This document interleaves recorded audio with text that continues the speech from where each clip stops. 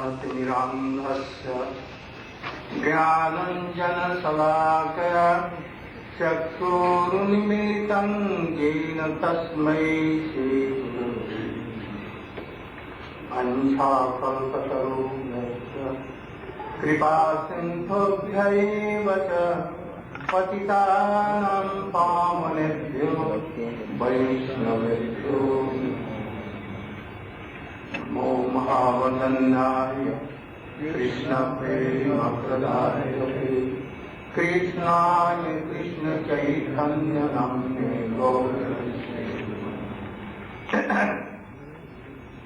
गुरवे गौरचन्द्राय राधिकायै तदालये कृष्णाय कृष्णभक्ताय तद्भक्ताय नमो नमः। यं प्रव्रजन्तमन्वेतमपेतकृत्यं द्वैपायनो विरहकातरया जुहाव पुत्रेति तन्मयतया सर्वोऽभिनेदु तं सर्वभूतहृदयं मुनिमानतोऽस्मि। तवैवास्मि न जीवामि त्वया विना इति विज्ञाय राधे तन्नय मां चरणं चिते।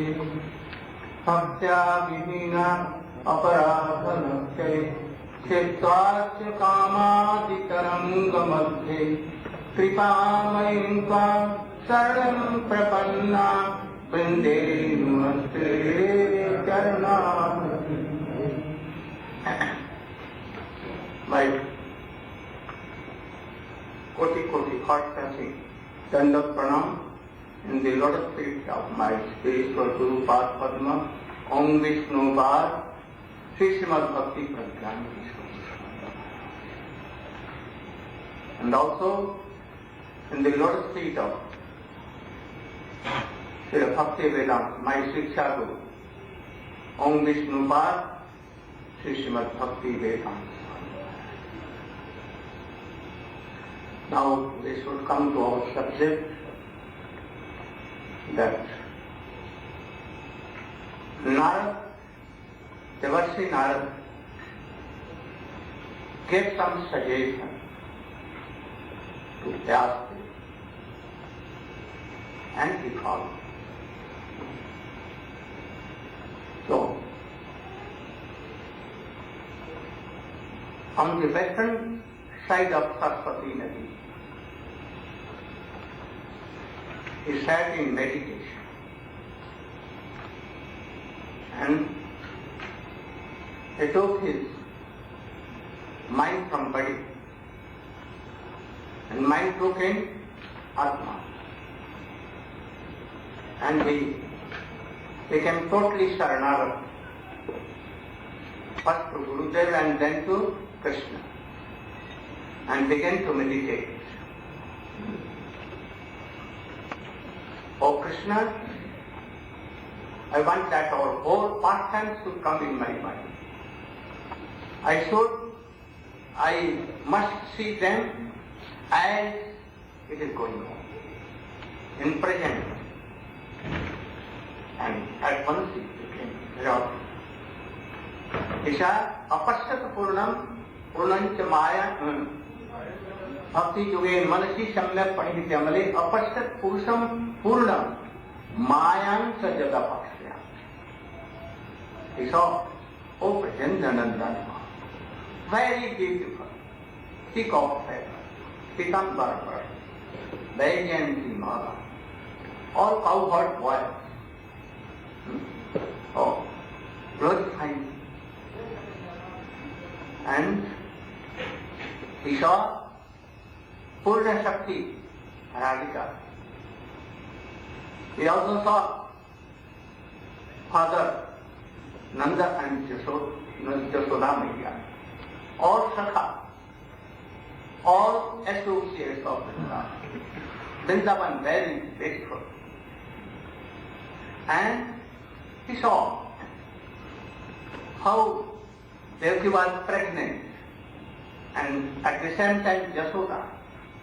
And they gave birth at the same time in the half night, midnight. Oh. And then how comes Vasudeva Maharaj took his son to Gokul and took Jog Maya. And how from there Putana, Agatu, Pakatu, Dambandhan Leela, and then coming to Vrindavan, Kaliya Daman, Agatu, Pakatu, all. He saw after that Brahma Mohan Leela, Indra Mohan Leela, and then Ras Leela, and then Gopi Geet, Bhramar Geet, and Uddhav came in and he heard and saw by his transcendental eye and heard by his transcendental ears everything, and everything was going right in the ear. And after that he saw gopis lamenting for us, and then returned to Mathura, and Krishna was attacked by Jarasandha so many times, and in one night he took whole Mathura and went to Dwarka in a fort. And how he began the Raisui Yajna of Maharaj Yudhishthira, and then strictly Jarasandha was killed by him by the power of Krishna. Rukmini, Satyabhama and all married. He saw Sulahja twins. They were imprisoned in Narakasura prison. And now Krishna opened the door and he took all, married in one night with as many the twins were, as much Krishna became nasty and became wonderful. Oh, what is this? And after that, Baladev Vivah Revati with Revati and others. And in the end, he saw Sudama. He came to Mathura, Dwarka, and Krishna gave nothing openly, but internally he gave everything to him. And now he became more than a king. And after that, finishing this and Nam Sankirtanam Jasya Sat Pap Pranasanam Pranamo Dukkha Samanam Tam Namam. And then he saw that now Krishna wants to finish his dynasty out or each other. No. They fought outwardly, but never internally. It was like a magic humanly realized and Bhakta-kindly realized. And Brahma, Shankar and others saw that anyone is not killed. Krishna strictly had blessed them to his growth with Vrindavan, and he had strictly returned with own form. So he gave all the knowledge to Uddhav, and something he kept and told Vidur, go to Padrikashram to Maitreya and he will give you notice. And then he did. And Dwadasa Skanda, how dynasty was fixed. Bhubha. And then what he did?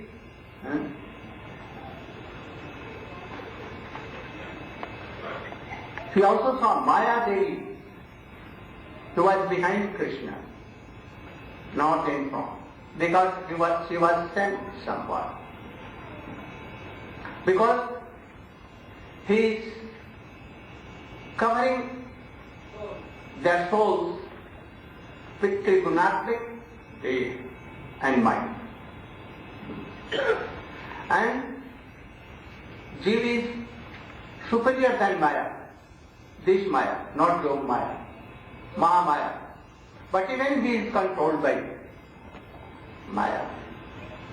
And those who are misusing their independence,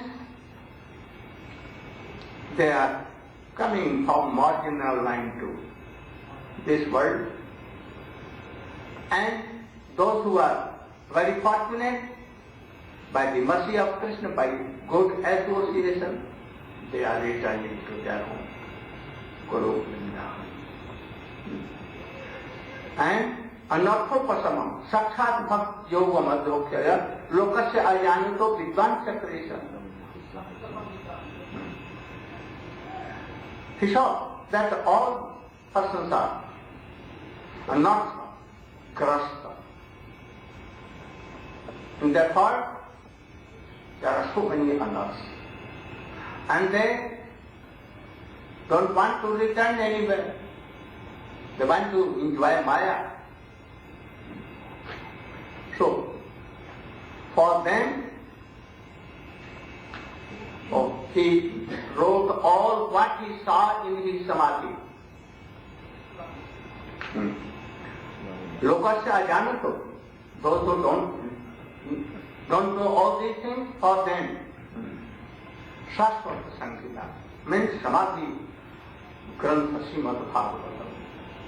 And Jasyavai Suyamanam Krishna Paramakurse Bhakti Rupa Paddhata Punsa Shok Mohaya.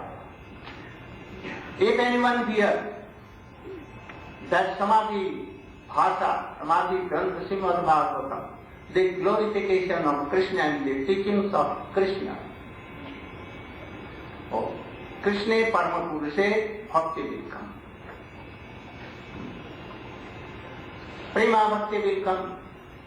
And thus, when Prema Bhakti will come, in what proportion?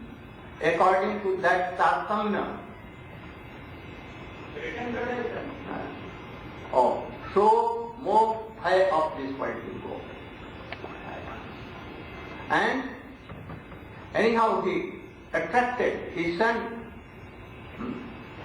Navitte Niratam.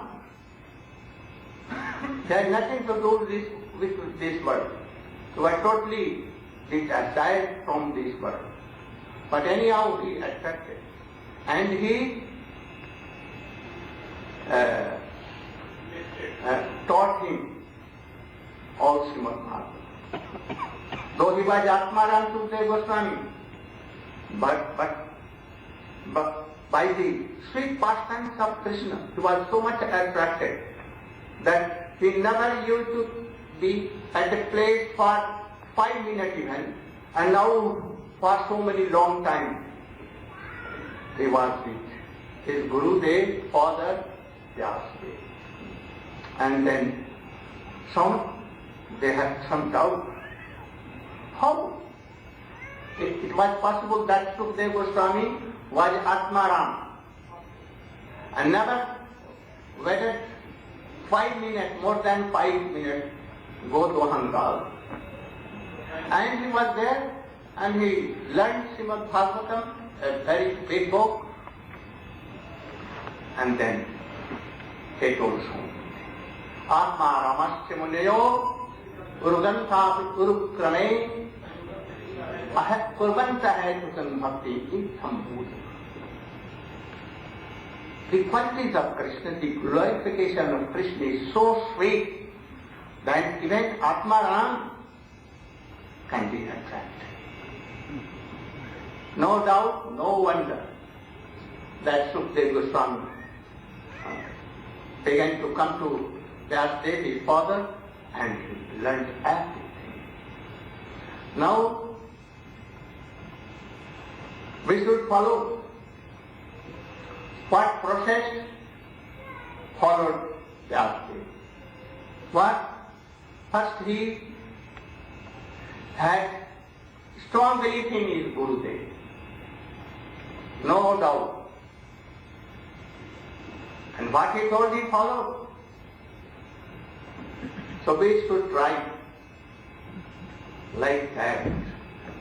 If you come in samadhi,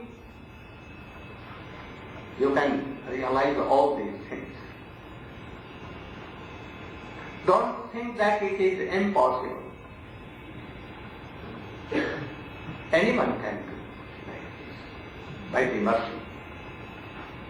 And it may be that by the mercy of Guru and Gauranga or Krishna, oh, they will tell, only this, everything will be possible by Guru Dev. So, we should try to always with strong belief that Guru can do this, Krishna can do this. We should always try to be loyal to Guru. Don't doubt anything in him, never. And try to be like that Krishna has told in Gita.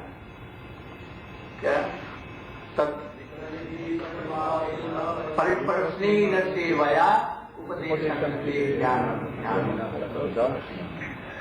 Now, come with me. Then he began to know.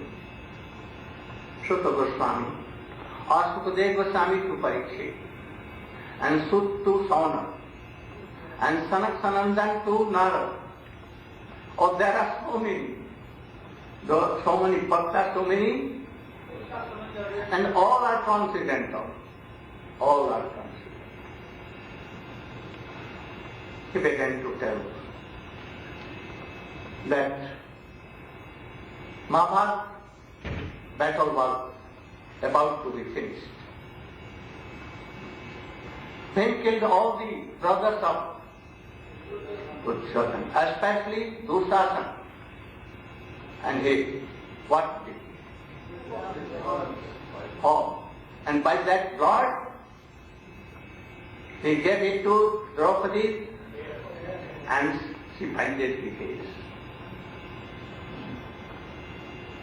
And then in the last, in club battle,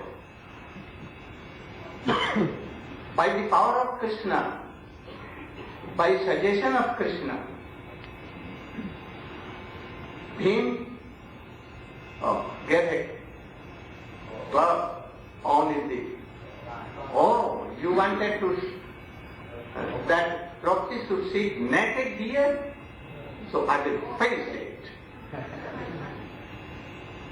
And he became Nrsimhadev. The power of Nrsimhadev came in him. Even the child, anyone can't.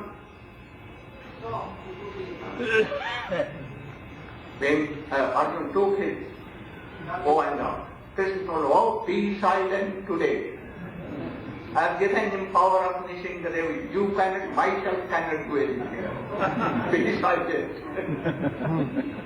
And then he was silent. And after that, he was उसको तोड़ दिया जंघे को. And then in battlefield he was alone. Duryodhana, Pandavas returned back to their homes, not homes, another. And here Ashwatthama with Kripacharya Krit Parma came. He was lamenting to see that his Prabhu, Duryodhana was. Then he told, promise that I will kill 5 Pandavas today, just now in night, I will bring their heads. So he went in the Shivi of Pandavas. Shivi, camp of Pandavas. But Krishna strictly took away them anywhere else. So in the camp of Duryodhana where he was killed and it was conquered by Pandavas there. And here with Draupadi, Pancho Pandav, Krishna was there. And in this Pandava camp, all were sleeping. The 5 Pandavas of sons of Pandava and Krit Parma.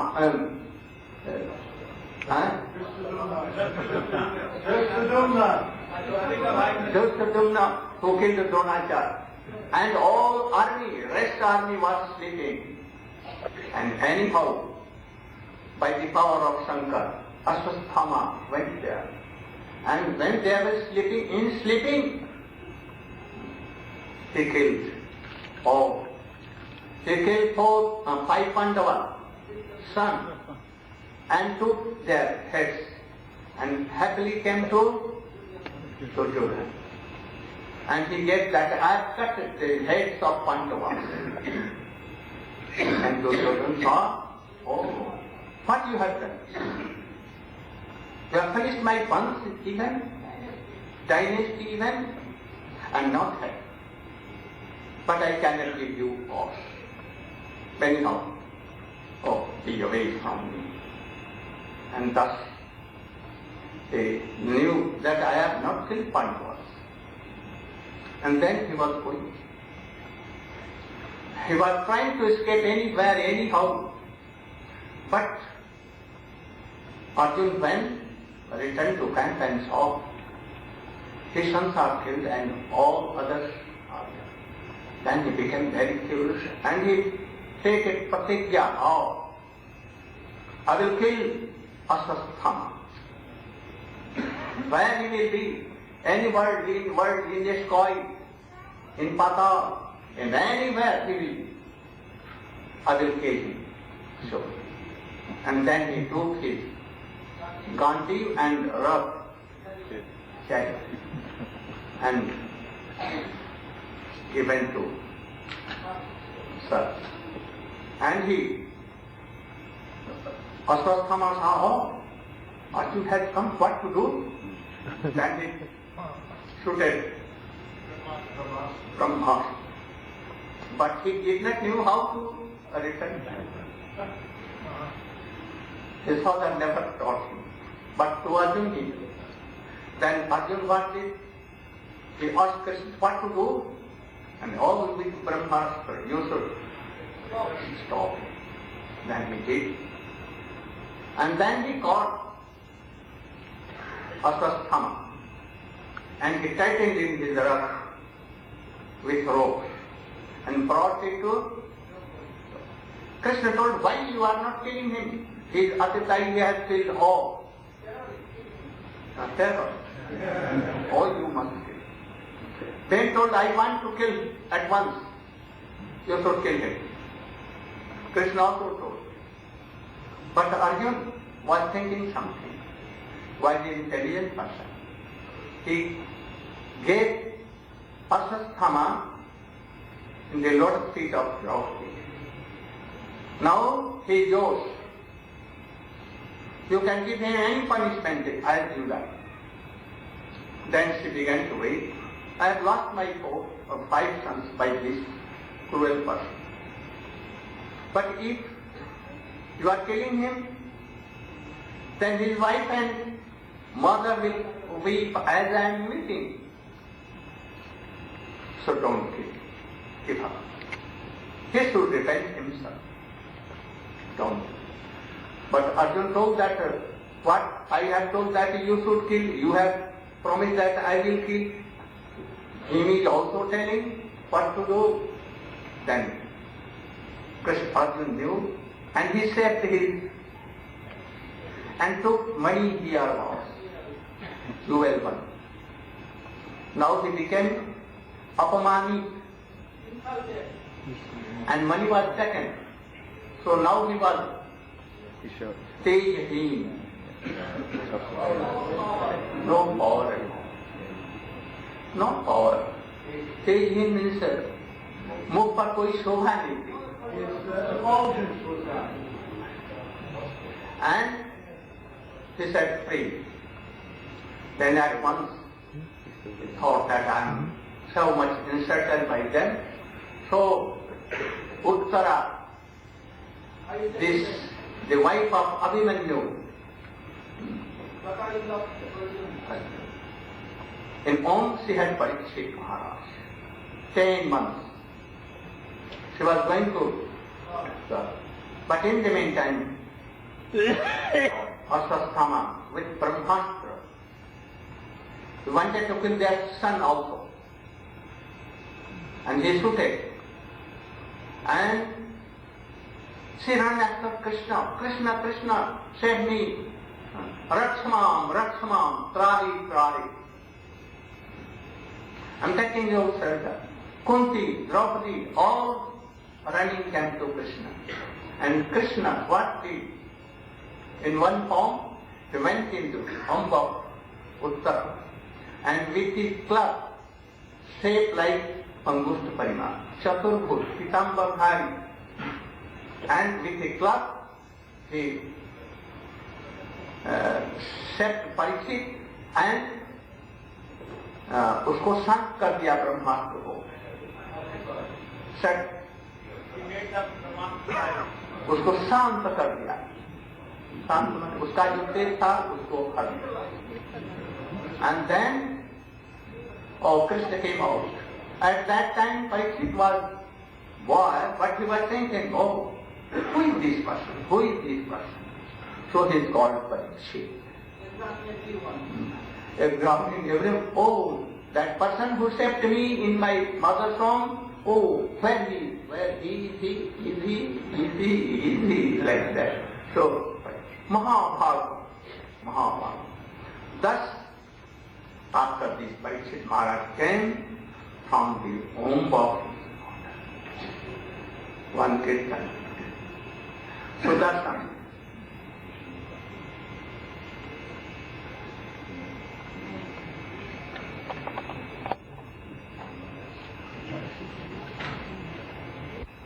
Sutta Goswami or Parikshit asked again to Srila Sukadeva. Parikshit has all the qualities that Krishna has. And as Krishna came from Golok to protect cows, Vaishnava, Yajna and other things, Parikshit was also like that. And he was very, very strong personality of king. He even checked Kali Yuga. And he was so much bhakt of Brahman. But why he did some mistake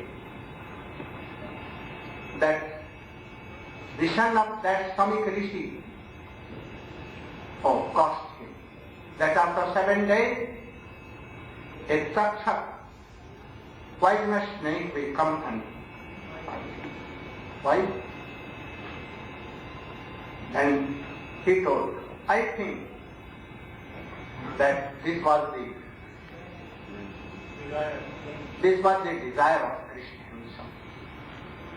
Otherwise it was Asambhav. Impossible. How he can? But anyhow, Krishna did. One day he was going to hunting. He never hunted. And he shooted. But the kings of India like doing Kshatri. And he was whole day, no water, nothing to eat. Passing here and there, become thirsty and hungry. So in the evening he went to the ashram of Samik Muni and he asked water and some food. But Rishi was in Samadhi, not hearing, no knowing that who has come or not. And then he became very angry in first and his mating, and so angry. And he took a dead serpent, snake, and gave him to God. It is for you. That I came here thinking, I asked water and something for, and you could not give. He gave and returned back to his kingdom. But now he began to repent. What I have done wrong? I should not have done it. If really he was in no sense in samadhi, and was thinking of only person, Krishna. Oh, I think today myself, my dynasty and everything will be destroyed. And in the meantime, the disciples of Swami Rishi came. One. No. Father. His son Singhi, he caught, but he sent another. And he rebuked his son. You have done wrong. Without king, everything will be killed in this world. And he was very high class of religious, saintly minded king. You have done wrong for a small offense, and you have to give him also high, big punishment. I don't like it. But he thought that it is the desire of Krishna. Calm. I cannot do anything. And then he sent one disciple, and he went and told king, or Samika Rishi has told me to tell you that after 7 days, just finishing, a poisonous snake will anyhow bite you and you will be finished.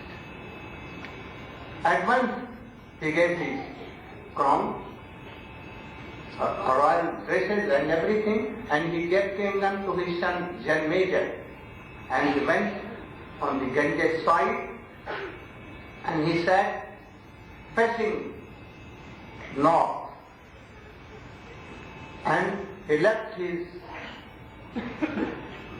taking food and water and everything, and he was remembering Krishna. Oh, very good.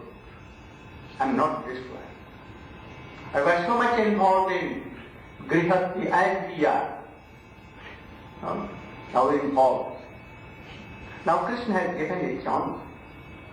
And in the meantime he saw that Narayana, Vyasa, Parasar, Gautam, Yajnavalkya, Hari, Kavi Havi Antariksh, and from South Augusta, all realized souls from whole India, from whole world.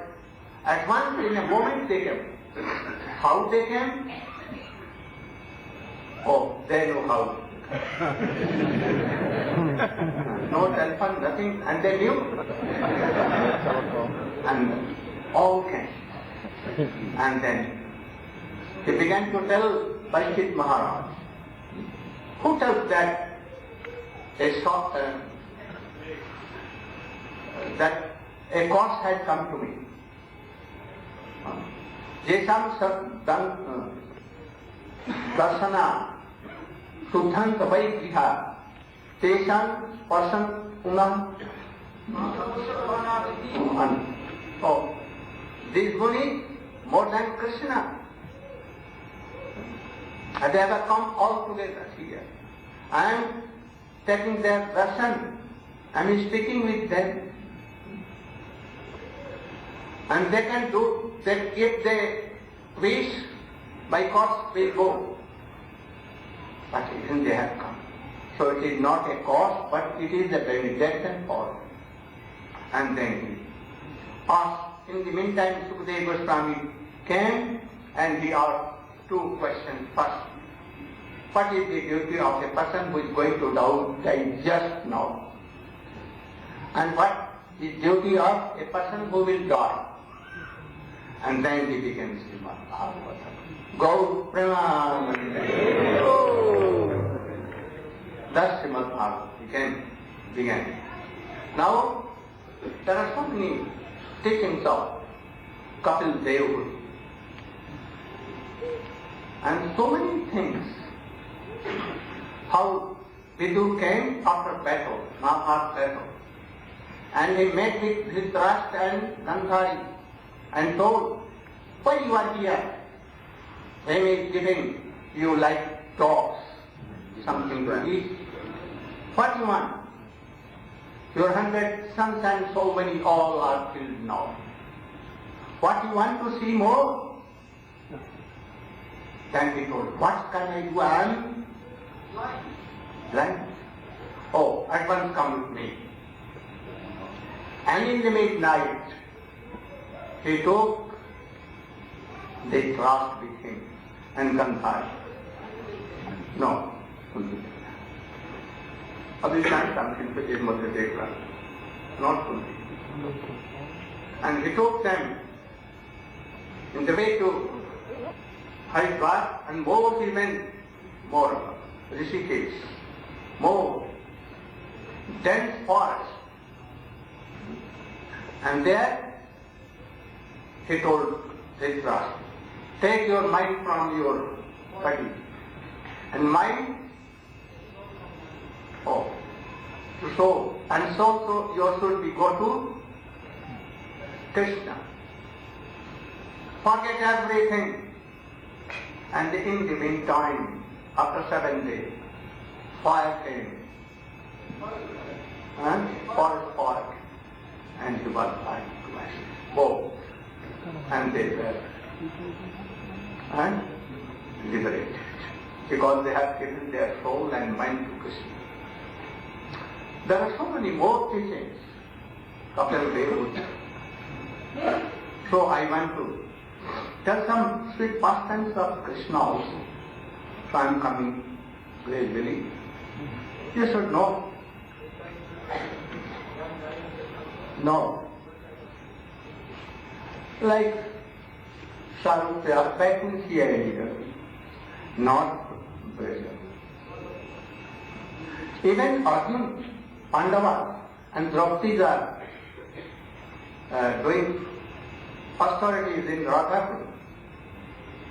Whether they have attended Braj Bhakti or Braj Bhash or not, it is in doubt. So what to tell them? Very high, you are very lucky that a desire has come. Something very strange. Do you want to go to heaven? Anyone? No. Do you want to have liberation, mukti? No. Anyone?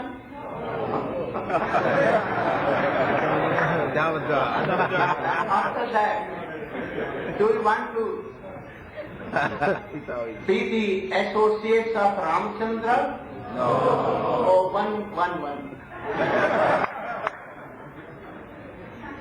And do you want to be the king of Krishna in Dwarka? No. No.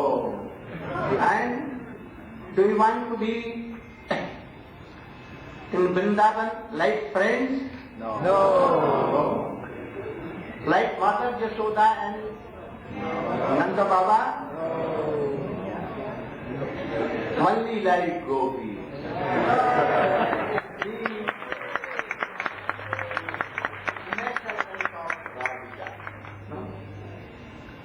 So you are very fortunate to hear all these things and trying to fix your aim and object of your sadhana. This is a very good success in your life. You should think all very, very fortunate you. One thing I request you. If you want to attend this, don't criticize anyone Vaishnava. Never in any way try to cut that tongue. Your tongue, yours should you fall. Try to cut and punish that tongue. If mine once, but if you accept by this, Sadhu Sangha Nam Kirtan, Bhagavad Shraman, Mathura Avarsi Murti Sadhya Sivan, Sakal Sadhana Sreshta Ek Panchang, Krishna Prem Janmai Panchara. Very surely you will have. You will have. Now, you should try to follow my instructions. Not my instruction, my Guru Parampara instruction and instruction of Srila Vyasadeva, Srila Sukadeva Goswami, Narayana, Chaitanya Mahaprabhu, especially Rupa and Prabhu. So try to always remember my words. Don't have any doubt in Guru, Vaishnava, Bhagavad. And thus your life should be successful. Now, you know the bhakti of Dhruva. Dhruva. You can take something in short.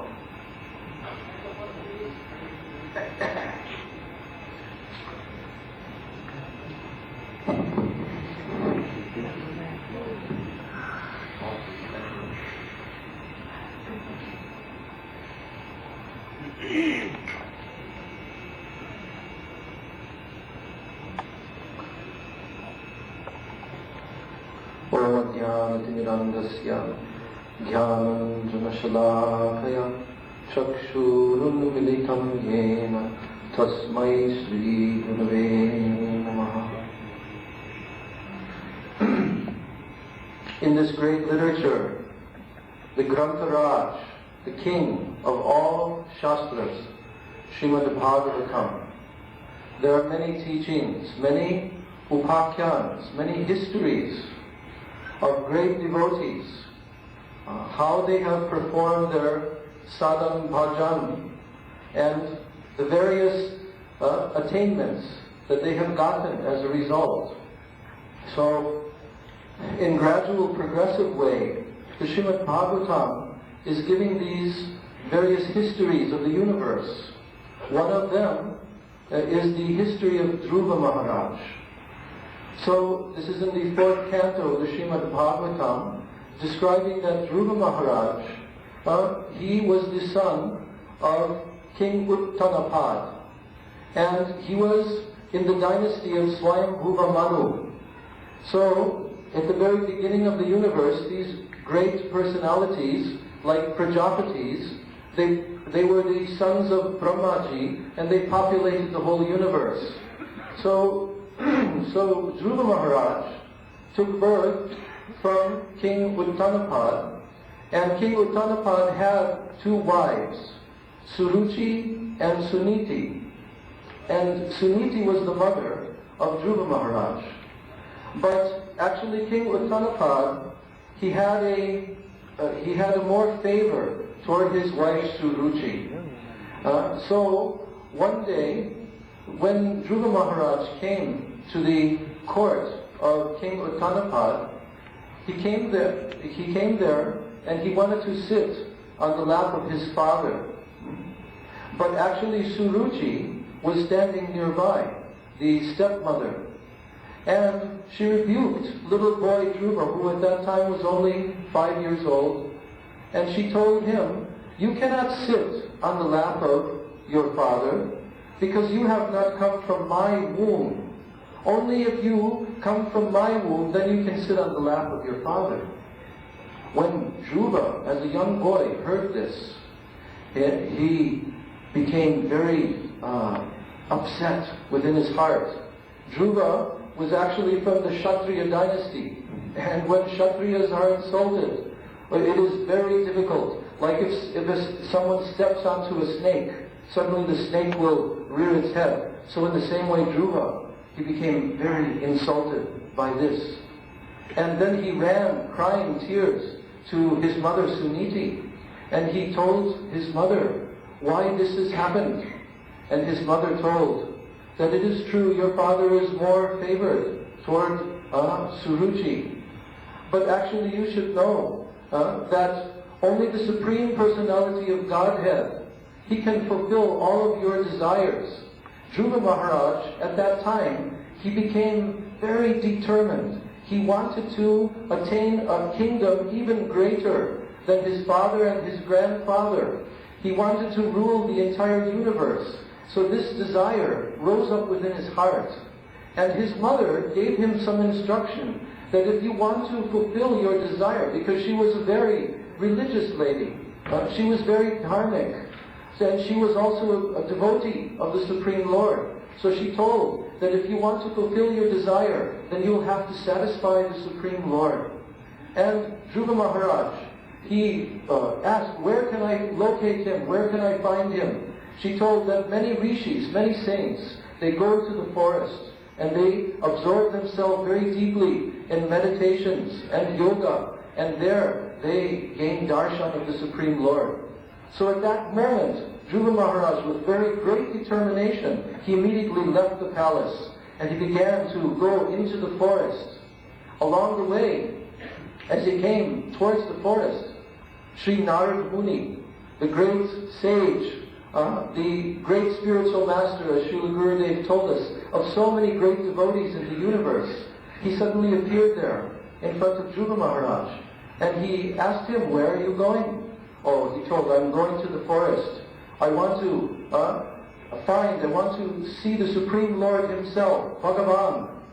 So Narada Muni, at that time, he took compassion on Dhruva, and he gave him instruction, and he also imparted a particular mantra to him. So at that time, Dhruva Maharaj very obediently accepted the order of Narada Muni, who told him that he must chant this mantra with great faith and great determination. And now Dhruva Maharaj went into the forest. So he located himself in a very secluded place, nearby to a very beautiful stream, very purified and sanctified and quiet place. And now Dhruva began to engage in very intensive austerities as he was chanting this mantra. And he began to abstain from eating. Even he was only eating leaves from the trees at one point. Then gradually he reduced to only drinking water, and then reduced that to only drinking water a few drops after a few days. Finally he stopped even drinking water. Then Dhruva Maharaj began to only take air, breathing, and gradually, by the process of breath control, pranayama, he even withdrew his breathing processes.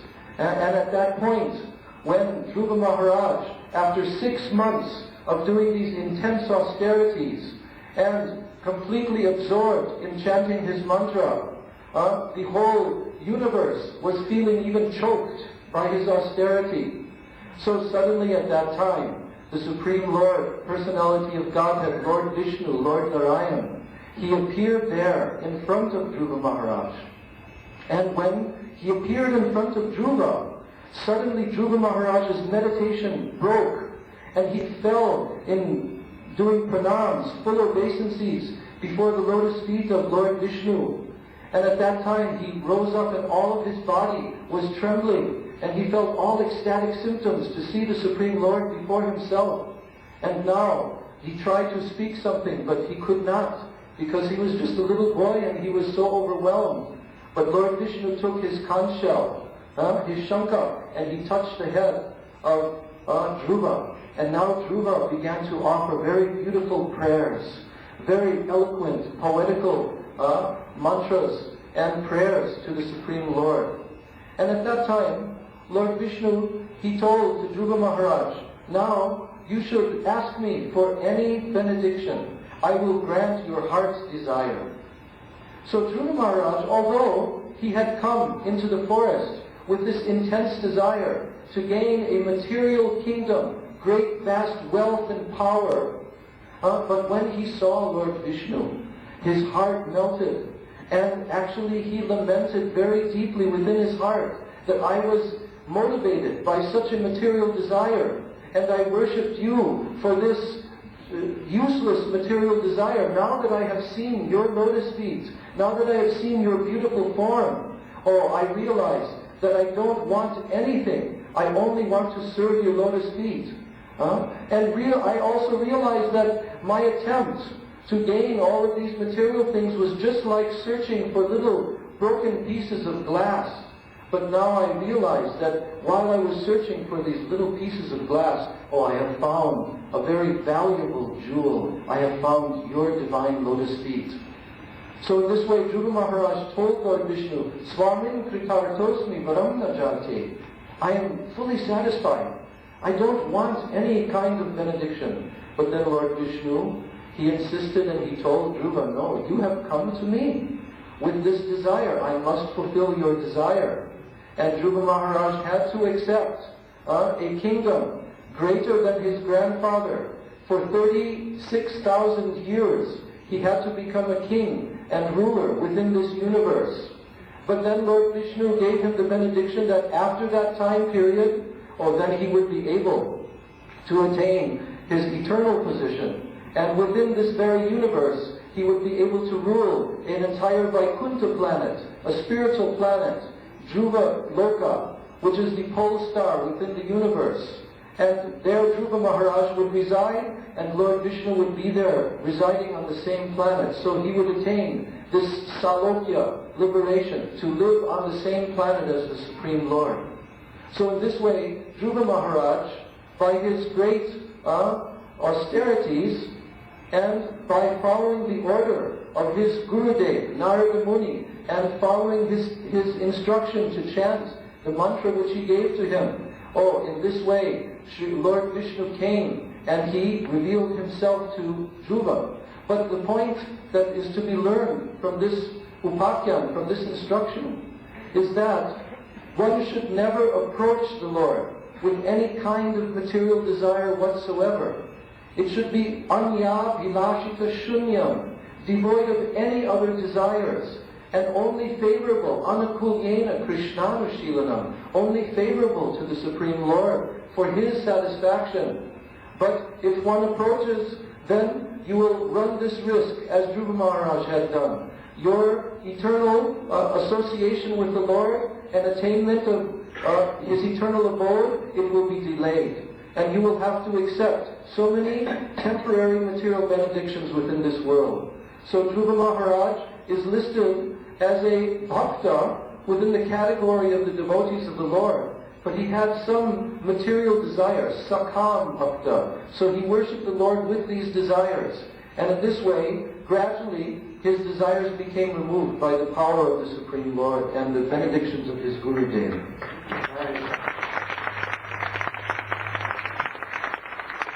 By this katha, you should know that through by mantra given by his Guru,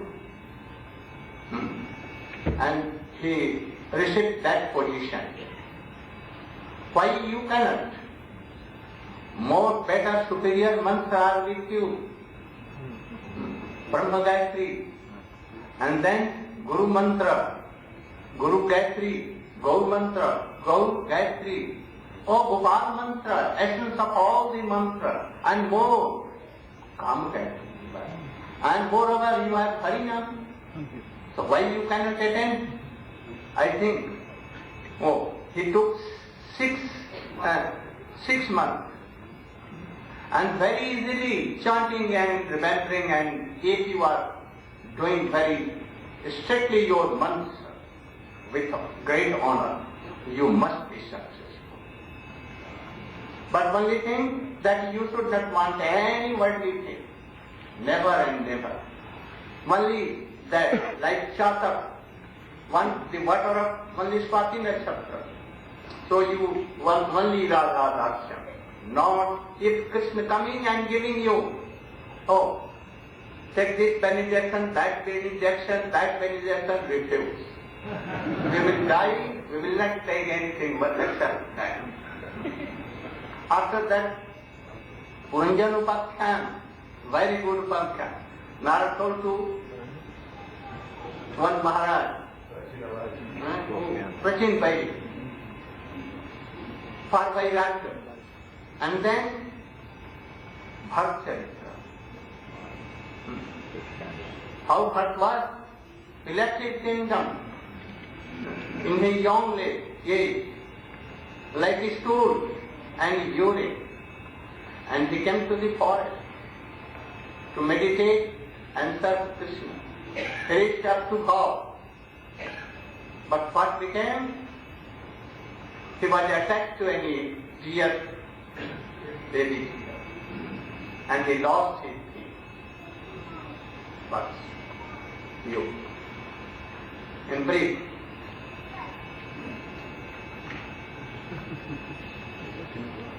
very brief.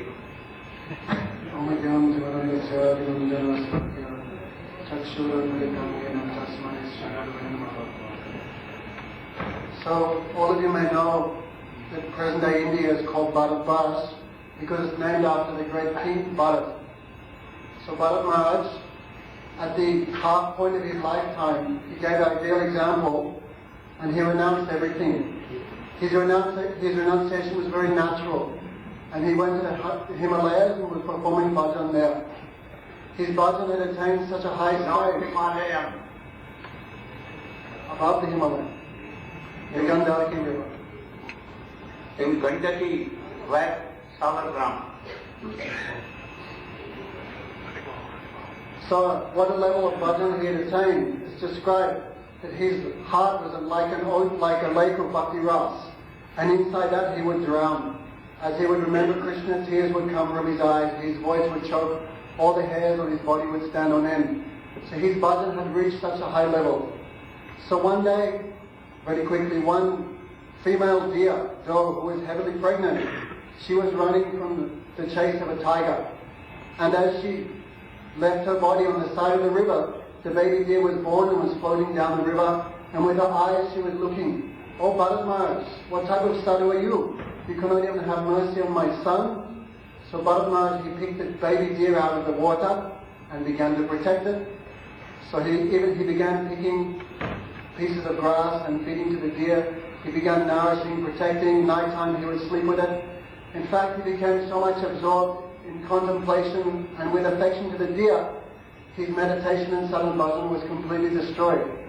When he'd sit in meditation, the deer would come and poke him with his soft horns. So Bharat Maharaj, his mind was completely attached to the deer.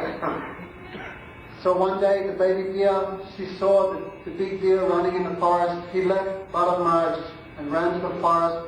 Bharat Maharaj became completely mad in lamentation. Quick. So even Bharat Maharaj was looking at the moon. The moon is called Sasada. "Oh moon is very fortunate, look, my son is there. Oh earth, what austerities you have performed, the footprints of my son are on you." Thinking like this, Bharat became mad. Bharat Maharaj forgot about death. The death did not forget about Bharat Maharaj. Yesham Krishna says, "Yam yam pati smaramagam chatatanti kalevalam yevaisasti kuntiya samatha bhavita." Whatever you think at the time of death, that is your next destination. So Bharat Maharaj, at the time of death, he was completely infatuated with a deer, and he remembered a deer. As a result, he took birth as a deer. Guru Maharaj said Bharat Maharaj made one mistake, he took 3 more births. But how many mistakes we are making every day, every month? So Bharat Maharaj, as a result of his bhajan, he was not an ordinary deer. He could remember the mistakes he made, and he lamented.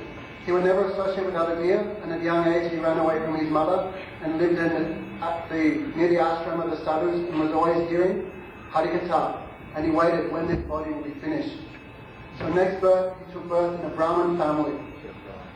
So Bharat Maharaj was very careful not to make the same mistake again. His father was a very high-class Brahmin. His father tried very hard to educate him in all the type of smarta karma. But Bharat Maharaj said, "No, this life is only bhajan." His father tried very hard to educate him, but Bharat Maharaj ignored all that and practiced Hari Bhajan. So his father left the body in great disappointment. His 9 brothers mistreated Bharat Maharaj very greatly. They never used to feed him anything, they never used to give him any cloth. They used to give Bharat Maharaj the burnt vegetables from the bottom of the pot, the old rice, but Bharat Maharaj ate everything, considering it nectar. So one day, they used to put Bharat Maharaj in charge of guarding the fields. So Bharat Maharaj was very happy they're doing bhajan. So Jad Bharat. Jad means inert, because he would pretend to be mad, like useless, Jad Bharat. One day the king of Sindhu Desh, Rahugana, he was going from there, going towards where the Ganga enters into the Bay of Bengal. He went to see Kapil Rishi. So that time,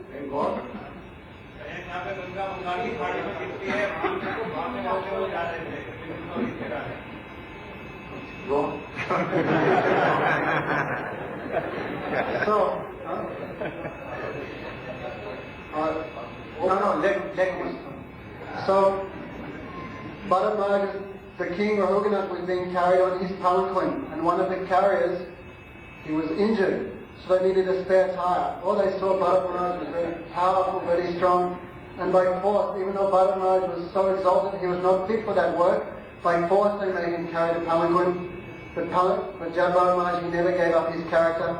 All are related to Krishna. So when he would walk on the ground, he would see the ants and he would move here and there, to side. Inside the Raghunath cracked his head on the top of the palanquin. What's going on there? Oh, Bharat, oh, foolish fellow, are your carriers not cooperating with you? Maybe they are not walking correctly, but you are okay. And he chastised him very strongly. Bharat Maharaj was silent. He just tolerated. Again they were walking, and again Bharat Maharaj, Bharat was moving to avoid the ants. Raghunath became very angry. Oh fool, are you mad? Are you dead despite the life in your body? Don't you know who I am? I will punish you. I am king. I will punish you like Yamaraj punishes the sinful. So Bharat Maharaj was completely undisturbed and smiling. He said, "O king, what you have said in sarcasm is definitely true." More louder. "O king, what you have said in sarcasm is definitely true." Isn't it? You have said, you are experiencing great difficulty carrying this palanquin. But this is your rubbish. I am not experiencing any difficulty because I am not carrying the palanquin. This body is carrying the palanquin. Therefore I have nothing to do with this body, nor this palanquin, nor the present situation I am in. You know nothing about the difference between the soul and the body. O king, the body is not fat, nor thin, nor stout, nor black, nor white, nor anything else that you No king, said. no servant, nothing. You said, therefore happiness, distress, mental fatigue, material desires, death, birth, these are all come from the material mind. But I have nothing to do with any of this. O king, you have said, I am king and you are servant. Is this true? But I say this is a temporary situation. And soon maybe I will be king and you will be servant. And you have said that I am dead despite living. But king, I may let you know this is a fact for every living being in this world. Everybody's body is dead and it's only alive because of the presence of the Jivatma.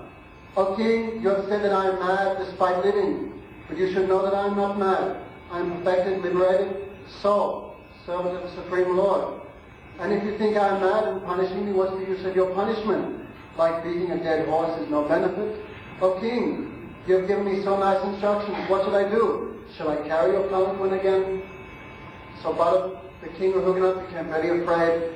He leapt down from his palanquin and fell up weeping at the feet of Bharat Maharaj. Bharat, he said, I am not afraid of anything. I can even fight with Lord Shiva. I may even fight with death. I am not afraid of anything. I am only afraid of one thing. That is committing offense to the lotus feet of Vaishnavas and Brahmanas. Please forgive me. So very quickly, beautiful instructions Bharat Maharaj gave to King Raghunath. He told that, who are you? Who are you? Then Bharat Maharaj, Raghunath asked, who are you? You are moving in a disguised form as if to examine others. I cannot understand who you are. Are you Kapil Dev? Are you Vashishta? Are you? And many names he gave. Atal Rishi, are you this, are you that? So Bharat Maharaj said, well, maybe you know me. My name is Bharat. oh, my name was Bharat. Before Your forefathers were the emperor of whole universe. And then he was, oh, same Bharat you are. And then Shraddha came. Sometimes Gurudev and the Vaishnavas will explain their past lifetime, their life history to us, then we will get so much inspiration and faith in them. Otherwise we think, ordinary person, this is not good for us.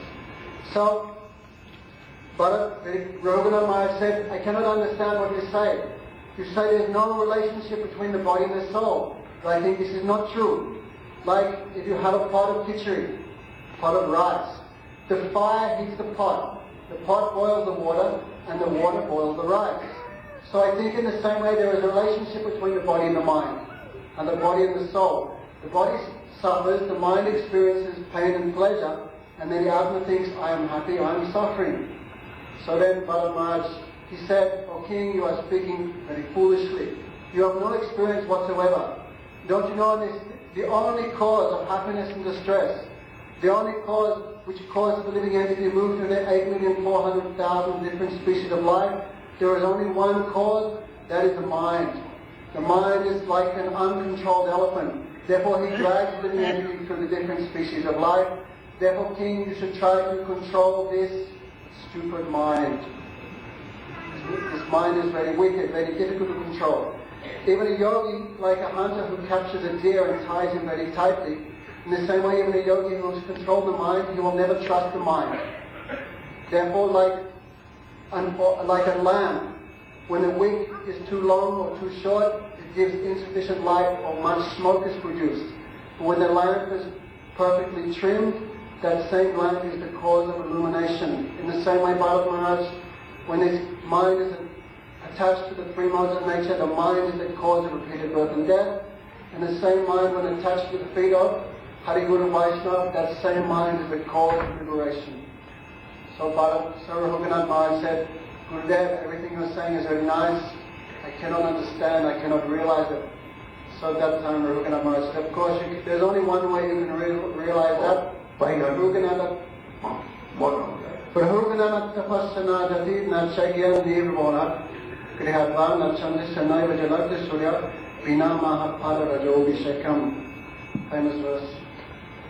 O King, the Atma cannot be realized by so much ijja, means deity worship, tapasya, or by tapasasa, or by very much austerities. Which type of austerities?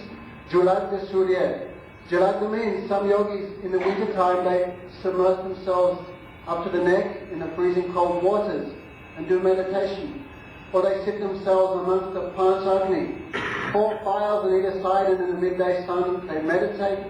Oh Raghunath, the Atma cannot be realized by austerities, by worship, by mundane reading of the Vedas, nor by your own efforts. And how the Atma can be realized? There is only one way you can realize, King. Hold the feet of a pure Vaishnava and take his foot dust and smear it on the top from head to toe. Then you can understand the Atma. Otherwise you can never understand.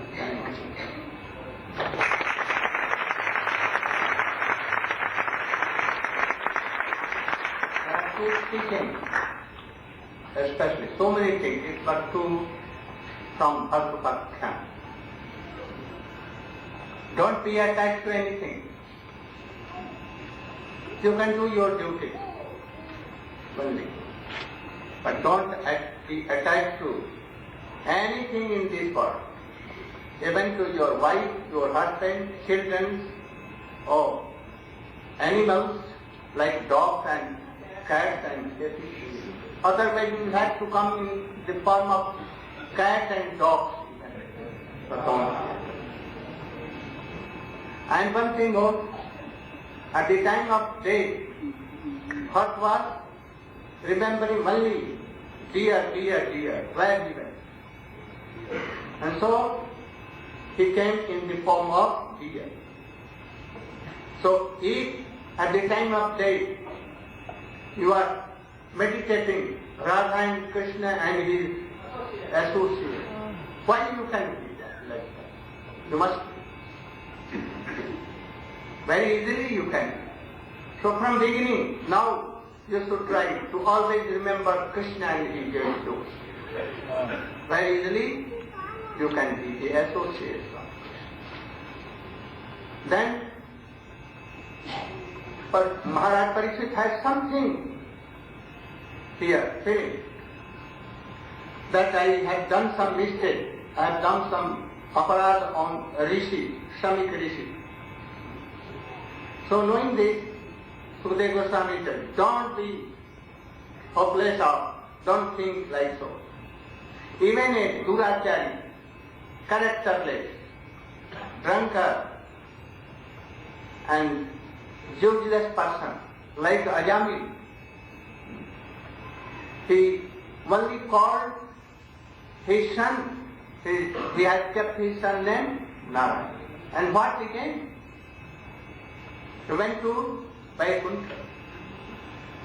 So don't only listen Hari Katha, and by this you will be liberated and you will have Guru Vrindavan.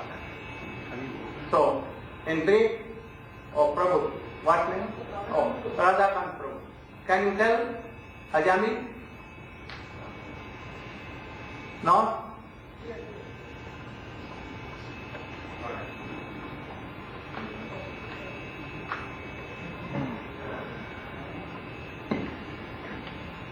Very easy. ज्ञानात्मनन्दस्य ज्ञानञ्जनास्मतया चक्षुरुन्मिलितं येन तस्मै श्रीगुरवे नमः. In 6 Canto Srimad Bhagavatam, the story of Ajamil is there. Ajamil was born and raised in a very strict Brahminical family, and he was wedded according to Vedic injunction. He was a good Brahmin. He followed rules and regulations and performed a religious life. At some point in his life, due to misfortune, he looked upon a scene of Sudras enjoying sexual enjoyment, and welling up in his heart came a desire, a lusty desire for himself to enjoy outside of marriage. So he started to develop a relationship with a prostitute and enjoyed with her, eventually leaving his wife, his children, his dharma, his Brahminical duties, and became very, very degraded. Always with her, always enjoying, and having also children with her. So, towards the end of his life, he had one son named Narayana. Because he was raised in Vedic culture as a Brahmin, he was performing different religious activities. He named his children according to the names of Vishnu and Narayana. And being very attached to his son, at the time of death, as we're hearing, what we do during our life, we automatically begin to remember. Just like a playback in a movie, you go back and remember everything that happened during your life, especially those things which are very important to you, that you're attached to, that you have love and affection for, those persons in your life. So, as devotees, if we're always developing love and affection and attraction for pure Vaishnavas and Krishna, then automatically, without endeavor, we will think of those things at the time of death. But in this case, Ajamil, having left his sadhan and bhajan and became very degraded, automatically at the time of death, what was he thinking of? He was only thinking of his family and his son. So he called out to his one son, Narayana. He jumped to right the canal route and he fell. And then he called that one, automatically came, Narayana, Narayana. At the time of death, for those who deserve punishment according to the law of karma, the Yamadutas, the messengers of Yamaraj will come. They're very fearful. So he was very fearful, and he called out, Narayana, Narayana, my son, save me, save me. So the instruction here is that even though he was not calling Narayana Vishnu, he was calling Narayana his son, but because he was calling without envy or aparad, it was called Namavas, or the semblance of the holy name. And immediately all of his karmas, all of his simple activities, his path in his life were destroyed from that one calling of Narayana. And at that time, also the Vishnu-dutas came. Because the Yamadutas were trying to take him. But the Vishnu-dutas came and prohibited them. Said, you cannot do this. So a big argument ensued between the Vishnu-dutas, the messengers of Lord Vishnu who come and take the fortunate soul at the time of death to Vaikuntha Loka, and the Yamaraj Yamadutas who take the fallen, sinful person down to the hellish planets and punish them according to their karma. And during that conversation, they described the various qualities of the holy name and how the Yamadutas could not take Ajamil because his sins had been freed. So he was given another opportunity to live. He didn't go back to Vaikuntha at that moment, but he was freed from death. At least Yamaraj and Yamadutas could not take him. So at that time he repented, oh, I have lived such a sinful life, I must change my ways. Now I have heard the Vishnudutas. I have sadhu sangha. I'm hearing this katha, this Hari katha. I become purified and I understand what is my duty now. I'll rectify myself. And with a repentant attitude, he went to Haridwar. And there he took sadhu sangha, performed bhajan, and at the end of his life, he perfected himself and went back home, back to God. Very good.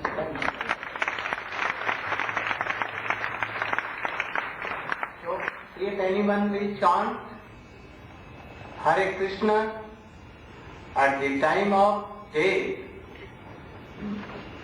anyhow, if Nama comes, day will not come. And again you can have chants like Ajami. And if you are chanting pure Suddha name, at once to Golu.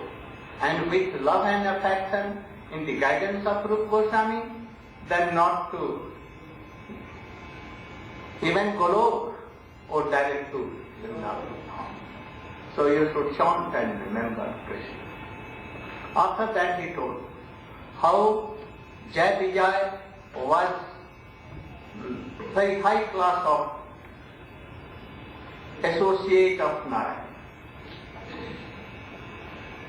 Narayana had fulfilled all his desires, but he wanted to fight and to test.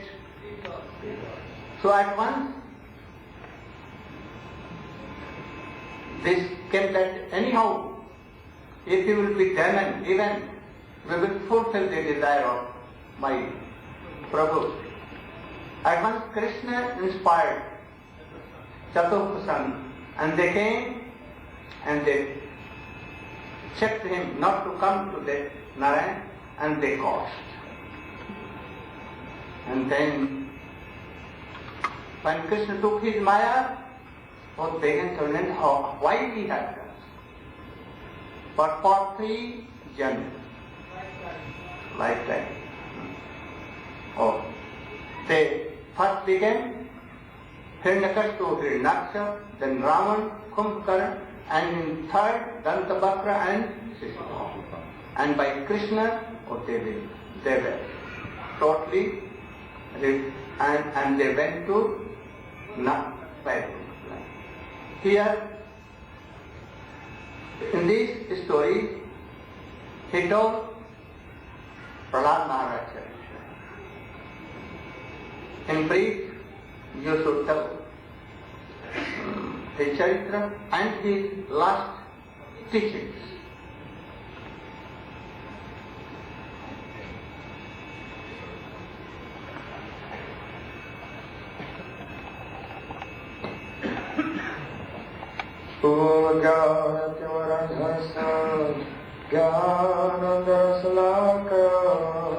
Chakshurmilitam jena tasmai Shri Gurave Namah.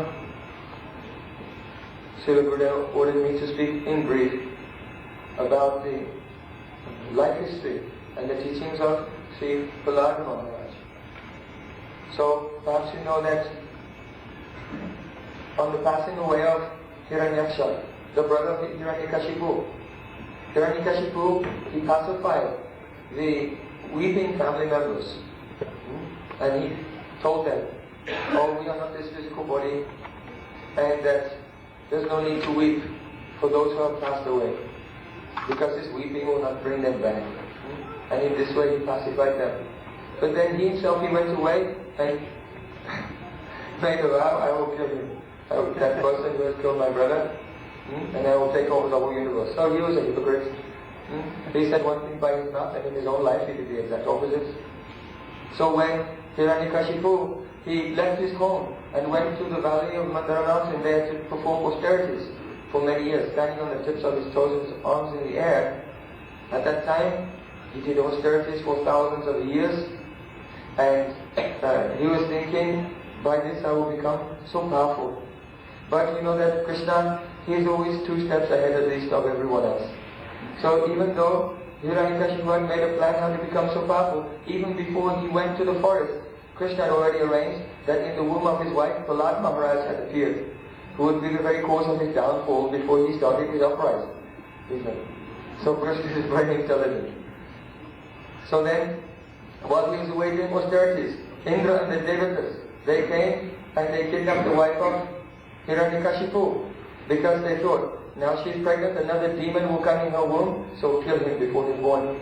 But now the Rishi came there, and he told them, oh, this is not a demon in the womb of Kayadu, he is a great devotee. So they did parikrama of that great devotee and pranam, and they left for the heavenly planets. Then Narada Rishi, he took the wife of Hiranyakashipu, Kayadu, to his ashram, that is at Narad Kund. And there he told Harikatha to her for 60,000 years. But after that she forgot everything. But the child who was in the womb, hearing Harikatha for 60,000 years from Narad, how qualified he would be after hearing 60,000 years. So when he was born, he was a great devotee. So in the meantime, Hiranyakashipu, he did his austerities, and Lord Brahma appeared to him and said, I give you a benediction. What do you want? He said, I want to be immortal. Brahmaji said, I myself am not immortal. Ask for something else.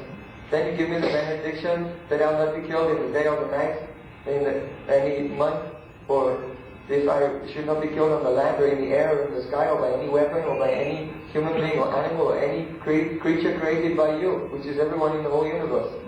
And in this way, he asked for all of these benedictions, and he thought that when they all add up together, it's the same as being immortal. So then Brahmaji, he gave that benediction and went away, and then Hiranyakashipu began his reign of terror.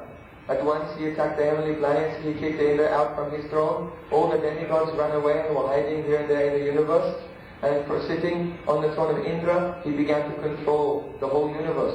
Even though he was drunk, intoxicated, his eyes were rolling, but still he reversed all the karmas. If you do pious activities, then a bad reaction will come. And he made all the plants and fruits come from the ground without even doing any work. In this way, he made a complete chaos throughout the whole universe. He was so powerful. So his wife had given birth to a child, only 5 years old, Prahlad, and he was going to school. And Hiranyakashipu, he had so much affection, attachment to his child. And the mother of Prahlad dressed him, bathed him, decorated him, and brought him before his father. So Hiranyakashipu called, oh my son, please come, and took his son in his lap, and he was smelling his head, and tears of parental affection came from in his eyes. He had so much attachment. So I had to be attached to you all the time. Remember, this is not necessarily the quality of a great devotee. Even a great demon, such as Hiranyakashipu, he has this quality also. So he said, oh my dear son, can you tell me, what is the best thing that you have learned at school? So then, Prahlad Maharaj, he said, Tat sadhu manye asuravaya dehinam sada samudvigna diyam asakya hitvatma patam vyamanda kupam vano gatam yad harimasayita. Oh, best among the demons, asuravaya. Here in Kasipur is not Swami. Oh, best among the demons. The best knowledge I know is this, that sada samudvikna asat diham asat, those who have accepted the physical body and mind to be the self are always embarrassed by one difficult situation, embarrassing situation after another. Udvigna, many disturbances. Therefore, what should one do? One should give up the bodily conception of life, which is epitomized by attachment to wife, children, family and society. Why? Because it's Griyamanda Kupam. It's like a dark well. Once a traveler was wandering in the forest, and there was a well, disused, and grass had grown over it. And he came there, and he fell through the grass and went down the well. As he was falling, he caught two branches of a tree that were hanging in the well. And now he saw that at the bottom of the well, some snakes, they were there, hoods, and they were ready to bite him and kill him. He looked at the top, and the tiger was there, licking his lips and waiting to eat him also.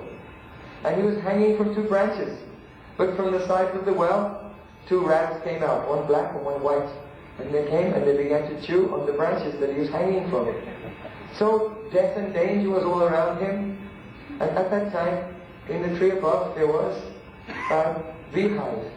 And from shaking the tree, some honey began to drip very close to where he was hanging. So he noticed that honey was drinking, so he extended his tongue and one drop landed on the tip of his tongue. How nice. Like this. So, this is a story. It seems to be funny, but actually it's not funny. It's very, very serious. What does it mean? It means that those who are in the bodily conception of life, attached to their family members, they have fallen into a dark well of material attachment. Just as this man had fallen in a dark well. Everywhere there is danger. At the bottom, so many snakes. Many problems come in this life, one after another, we cannot check them. And death is waiting for us. He's hanging from two branches. These branches represent his pious and impious activities. His punya karma and papa karma. Our life is composed of these things. But two rats, one black and white, black rat means night and the white rat is day. Each day and each night that passes is eating away at our reactions to our activities, punya karma and papa karma. And when they have been exhausted, our prarabdha karma connected with this body, what will happen? Then we must die. But in the middle of all this danger and calamity, there's a drop of honey. A drop of honey comes. He tasted with his tongue that drop of honey. What is that? That is the material affection of one's relatives in this world. When our children say, "Oh, daddy, mommy, mommy," then even though the whole day was completely hellish from beginning to end, or when the child will say, "Oh, daddy, daddy, mommy," then we forget everything, think this world is wonderful. If your beloved will tell you, "I love you, you are so wonderful," then we will think, "Yes, I am great. This person is intelligent, they are the only one in the world who recognize my qualities." Even if they have usually for the other 23 hours and 55 minutes of the day. Oh, one sweet word, forget everything. So this is the honey. So Prahlad Maharaj says, all in this world are in this predicament, so what should be done? This dark well is what? The Atmapat. It blocks the progress of the soul. The soul cannot grow, he cannot evolve, he cannot go towards God. Therefore, one should leave this situation at once. And Vanam gato yad harimashveta. One should go to Van, Vrindavan. One should go to the forest. To go to the forest means what? To go to Sadhu Sangha, have the association of pure Vaishnavas. And in their association, under their guidance, Yad Harim Ashreta, take shelter of the lotus feet of Hari. When Hiranyakashipu heard this, he was surprised. He looked at the teachers of Prahlad Maharaj. He said, "So, the good intelligence of children is spoiled by bad association." It seems that some of those Vaishnavas, they may have been coming into the palace in disguise, and by their association his intelligence has become polluted. So we take him away and educate him in the real values of life. That means politics, diplomacy, and how to collect money and be powerful and collect reputation. So Sandana Marka, they gave their word, "We'll take care of him, don't worry." And they took Prahlad away and they began to educate him in materialistic values. After some time, again, the mother of Hiranyakashipu, the mother of Prahlad, brought her son to Hiranyakashipu, and again he took his son in his lap and affectionately embraced him and said, "Oh, can you tell me, what is the best thing that you have learned?" This time Prahlad Maharaj, he said, "Shravanam kirtanam vishnu sparanam padasevanam archanam vandanam dasyam satyam atma nivedanam iti pumsa pita vishnum bhaktischannava lakshana kreti bhagavatya datam manyeditamutamam." So, without any fear, and very politely, he said to his father, "I think that a person who has surrendered completely, where? Iti pumsapita Vishnu, unto Vishnu, but there are two Vishnus. One is the Vishai, Bhagavan, another Ashray Bhagavan. First take shelter of Ashray Bhagavan, that means Shri Guru. Afterwards one can realize Vishai Bhagavan, Shri Krishna. One who has surrendered himself unconditionally at the lotus feet of Guru. And after that, he engages in Shravanam, Kirtanam, Vishnu Smaranam, hearing, chanting, remembering, etc. He is the most learning person. It is understood that he has understood all the essence of life. So here Prahlad Maharaj said, first surrender, then hear, chant, remember. If one is hearing, chanting and remembering, but is independent and whimsical and not surrendered to the lotus feet of Sadguru, then his hearing, chanting, remembering, it can never be called bhakti. It is only abhas, only drama, only for show. So when Hiranyakashipu heard this, then he pushed his charm on his lap. He said, if any part of the body becomes diseased, then what should you do? You have to cut it off. So the least-like part of my body, he should be cut down. Take him away and kill him. So then the gods came and took Prahlad away, and they tried to kill him. They tried to give him poison. They put him among deadly snakes. They tried to throw him under the feet of stampeding elephants. They threw him from the tops of mountains. In many ways. But everything failed. Even Hiranyakashipu's sister, Holika, tried to catch him in a fire, but she herself was killed, and Prahlad Maharaj, he was safe and sound, only chanting, Hare Krishna, Krishna Krishna, Hare Rama. Chanting the name of Krishna, he was untouched. Then Hiranyakashipu became very worried. He was so afraid. He thought, what is this? If I can't kill him, then perhaps he will kill me. And when he was worried, Sanda and Amarka, the two teachers of Prahlad, the sons of Shukracharya, they told him, don't be worried, our father is away now, but just soon he will come back, and he is very learned, he will think of a solution. So then, again Prahlad went to school. So when the school was going on, his behavior was good, so the teachers made him the class monitor. And when they went for their break, they told him, look after the other students. Then the teachers went away, and when the cats away, mice will play, so all the children began to play around. But Prahlad Maharaj called them, oh my dear friends, please listen to me. I have something to tell you. Don't waste your time playing around. You should take up the process of devotion to God, spiritual life. The children said, oh Prahlad, we're kids now, so we just want to play, and we'll do bhajan later when we're old. So Prahlad Maharaj, he said, this policy is not good. Why? Kaumara acharet pragyodhanam bhagavatam hitam yulava manava janma yadakta apya dhruvam artadam